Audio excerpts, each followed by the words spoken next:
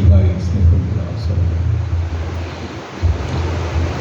ഉയർപ്പ് തിരുനാളിന് ശേഷം കടന്നു വരുന്ന ഈ ഞായറാഴ്ച ഇത് പുതു ഞായറാഴ്ചയായിട്ടാണ് അറിയപ്പെടുക.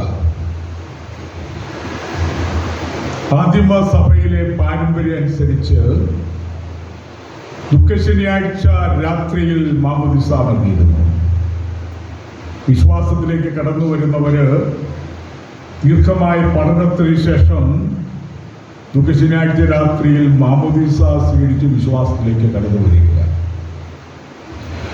അവര് ഈസ്റ്റർ കുർബാനയിൽ പങ്കെടുക്കുകയാണ്. അതിനുശേഷം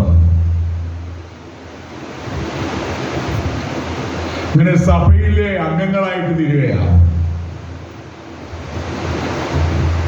അത് കഴിഞ്ഞിട്ട് അവര് അടുത്ത ഞായറാഴ്ച വിശുദ്ധ കുർബാനയിൽ പങ്കെടുക്കാൻ വേണ്ടി ദേവാലയത്തിലേക്ക് വരിക. അവരെ സംബന്ധിച്ചിട്ടുള്ള പുതു ഞായറാഴ്ചയാണ്.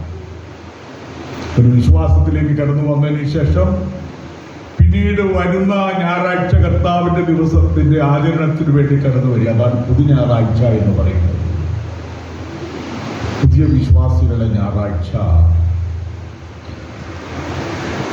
ഈശോയും ശിഷ്യന്മാരും കഥകടിച്ചിരിക്കുകയായിരുന്നു മുറിയില്. ശിഷ്യന്മാരെല്ലാവരും ഈശോയുടെ സാന്നിധ്യം, മാതാവ് ഉണ്ടായിരുന്നു, ഈശോയുടെ സാന്നിധ്യം ഉണ്ടായിരുന്നില്ല. കാരണം ഈശോ മരിച്ചു. പിന്നെ ശിഷ്യന്മാർക്ക് പ്രത്യക്ഷീകരണങ്ങൾ നൽകി. അപ്പൊ അവിടെ യേശു കടന്നു വരികയാണ്. നിങ്ങൾക്ക് സമാധാനം എന്ന് പറഞ്ഞുകൊണ്ട്, നിങ്ങൾക്ക് സമാധാനം.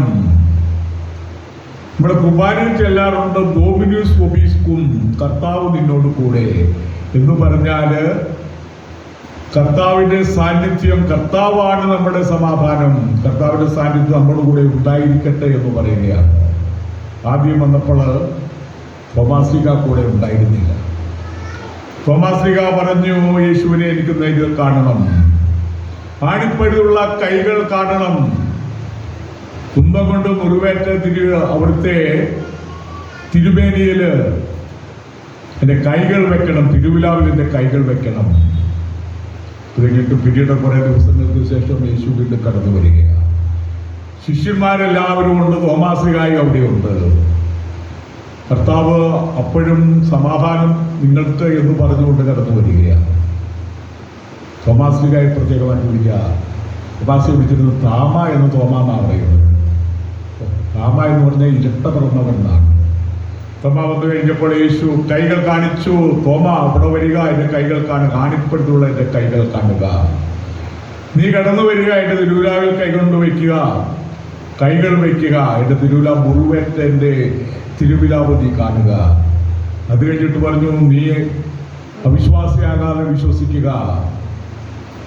നീ കണ്ടതുകൊണ്ട് വിശ്വസിച്ചു, കാണാതെ വിശ്വസിക്കുന്നവർ ഭാഗ്യവാന്മാരെന്ന് യേശു പറയുകയാണ്.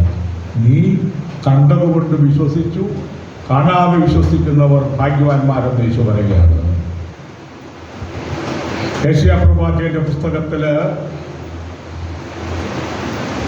55-ാം അധ്യായം 4 മുതലുള്ള വാക്യപ്പെടും. നിനക്ക് അജ്ഞാതമായ ജനതകളെ നീ വിളിച്ചുകൂട്ടും, നിനക്ക് അജ്ഞാതമായ ജനതകളെ നീ വിളിച്ചുകൂട്ടും. നിന്നെ അറിയാത്ത ജനതകൾ നിന്റെ അടുക്കൽ ഓടിക്കൂടും, നിന്നെ അറിയാത്ത ജനതകൾ നിന്റെ അടുക്കൽ ഓടിക്കൂടും. ഇസ്രായേലിന്റെ പരിശുദ്ധൻ നിന്നെ മഹത്വപ്പെടുത്തിയിരിക്കുന്നു. ഇസ്രായേലിന്റെ പരിശുദ്ധനായ യാഹോവേ ദൈവം നിന്നെ മഹത്വപ്പെടുത്തിയിരിക്കുന്നു. കൊളോസ്യർക്കെഴുതിയ എഴുതിയ ലേഖനത്തിൽ 1-ാം അധ്യായം 12 രീതിയിലുള്ള വചനങ്ങളിൽ കൊളോസ്യ പറയുകയാണ്, അവൻ അദൃശ്യനായ ദൈവത്തിന്റെ പ്രതിരൂപം. അവനെന്ന് പറഞ്ഞാല് മനുഷ്യനായിട്ട് അവതരിച്ച ദൈവത്തിനായ ഈശോയുടെ കാര്യമാണ് പറയുന്നത്. അവൻ അദൃശ്യനായ ദൈവത്തിന്റെ പ്രതിരൂപം, എല്ലാ സൃഷ്ടികൾക്കും മുമ്പുള്ള ആദിജാതനുമാണ്. എല്ലാ സൃഷ്ടികൾക്കുമുള്ള ആദിജാതനുമാണ് ഈശോ എന്ന് പറയുകയാണ്. നടപടി പുസ്തകം 1:16 കൊളോസ്യസ് 1:16 പറയുകയാണ്, എല്ലാ അവനിലൂടെ അവനു വേണ്ടിയും ആണ് സൃഷ്ടിക്കപ്പെട്ടത്. എല്ലാ അവനിലൂടെ, അവനിലെന്ന് പറഞ്ഞാൽ യേശുവിലൂടെ, അവനു വേണ്ടിയുമാണ് സൃഷ്ടിക്കപ്പെട്ടത്. ആദിമ സഭയെ പറ്റി പറഞ്ഞ നടപടി പുസ്തകം 4-ാം അധ്യായം 30-37 വചനങ്ങൾ പറയുന്നത്, വിശ്വാസികളുടെ സമൂഹം, ആ സമൂഹത്തിൽ ഒരു ഹൃദയവും ആത്മാവുമായിരുന്നു. വിശ്വാസത്തിലേക്ക് കടന്നു വന്ന ആളുകൾക്ക് ഒരു വിശ്വാസവും ഒരു കൂട്ടായ്മയും ഒരു ഹൃദയവുമായിരുന്നു, ഒരാത്മാവും ഒരു ഹൃദയവുമായിരുന്നു. അവരെ നിലനിർത്തിയിരുന്ന, യോജിപ്പിച്ചിരുന്ന പ്രധാനപ്പെട്ട ഘടകങ്ങള് ഒന്ന് കൂട്ടായ്മ, കോയിനോണിയ എന്ന് പറയും, കൂട്ടായ്മ. രണ്ടാമതായിട്ട് അപ്പസ്തോല പ്രബോധനം. അപ്പസ്തോലന്മാരാണ് സഭയില് വിശ്വാസ സത്യങ്ങളെ പറ്റി പഠിപ്പിച്ചിരുന്ന. അതാണ് അപ്പസ്തോല പ്രബോധനം. അത് യേശുവിന്റെ വചനങ്ങൾ സാംശീകരിച്ചുകൊണ്ട് അപ്പസ്തോലന്മാർ പകർന്നു കൊടുത്തു വിശ്വാസം. പിന്നീട് അനുയായികളും വിശ്വാസികളും ഒക്കെ ആ പ്രബോധനത്തിൽ അറിവുള്ളവരായി തീർന്നു. മൂന്നാമതായിട്ട് പങ്കുവയ്ക്കല്. ഒന്നും സ്വന്തമായിട്ട് കരുതിയിരുന്നില്ല, പങ്കുവയ്ക്കുന്ന സമൂഹമായിരുന്നു. അതാണ് ആദിമസഭയെ പറ്റി പറയുന്നത്. തോമാസ് ലീഹ യേശുവിനെ കണ്ടുമുട്ടിയപ്പോൾ ഒരു വാക്ക്, എന്റെ കർത്താവേ എന്റെ ദൈവമേ എന്നാ തോമാസ് ലീഹ പറഞ്ഞത്. My Lord and my God, എന്റെ കർത്താവേ എന്റെ ദൈവമേ എന്ന് പറയുകയാണ്. അതാണ് സുവിശേഷത്തിലെ ഏറ്റവും വലിയ വിശ്വാസ പ്രഖ്യാപനമാണ്. ദൈവത്തിനായ യേശുവിന്റെ ദൈവികതയും മനുഷ്യതയും സൂചിപ്പിക്കുന്ന പദമാണ് എന്റെ കർത്താവേ എന്റെ ദൈവം. ഈശോയുടെ തിരുമുറിവുകള് അവിടുത്തെ ശരീരത്തിൽ കാണുകയാണ്. നമ്മുടെ ജീവിതത്തിലേക്ക് കടന്നു പോകുമ്പോൾ, കടന്നു ചെല്ലുമ്പോൾ നമ്മുടെ ജീവിതത്തിന്റെ നന്മതിന്മകളുടെ ശേഷിപ്പുകൾ നമ്മുടെ ജീവിതത്തിൽ തീർച്ചയായിട്ടും ഉണ്ടാകും. നമ്മുടെ ശരീരത്തിലും ആത്മാവിലുമൊക്കെ നന്മതിന്മകളുടെ ശേഷിപ്പുകൾ ഉണ്ടാകും.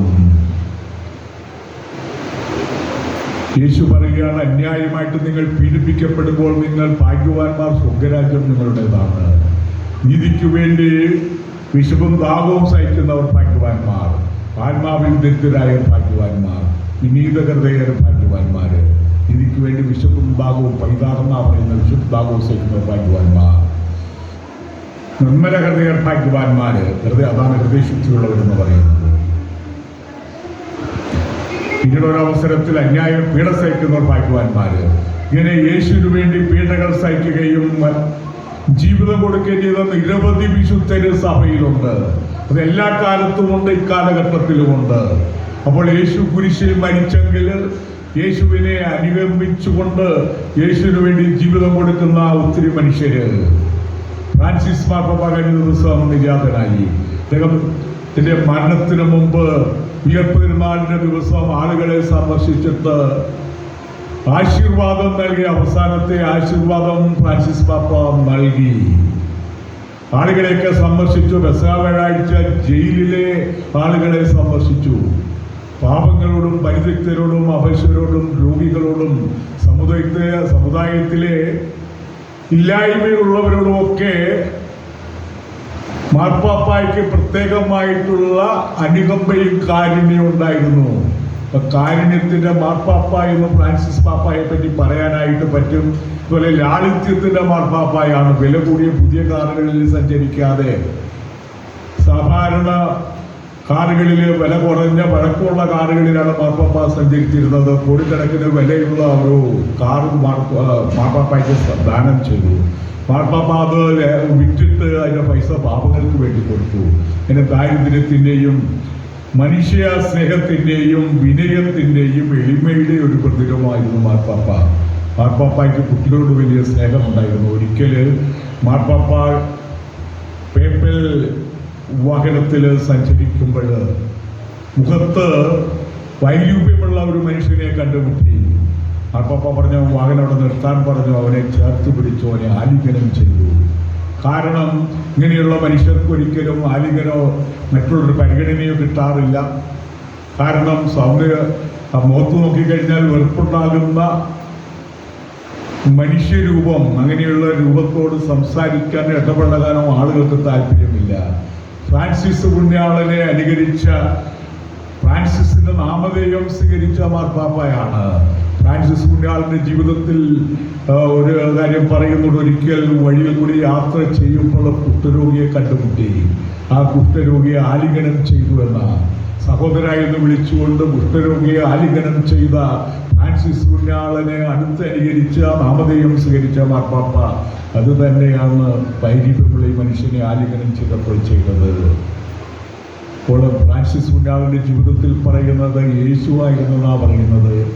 അപ്പോൾ ഈ ചെറിയ ഒരാൾക്ക് ചെയ്തു കൊടുത്തപ്പോൾ എനിക്ക് തന്നെയാണ് ചെയ്തത് എന്നുള്ള യേശുവിൻ്റെ വചനങ്ങൾ ഫ്രാൻസിസ് പുണ്യാളൻ്റെ ജീവിതത്തിലും അതുപോലെ ഫ്രാൻസിസ് പുണ്യാളനെ അടുത്തനുകരിക്കാനായിട്ട് ശ്രമിച്ച ദിവംഗതനായ ഭാഗ്യസ്മരണാർഹനായ ഫ്രാൻസിസ് മാർപ്പാപ്പയുടെ ജീവിതത്തിലും തന്നെ അറിയിക്കുന്നതാണ്.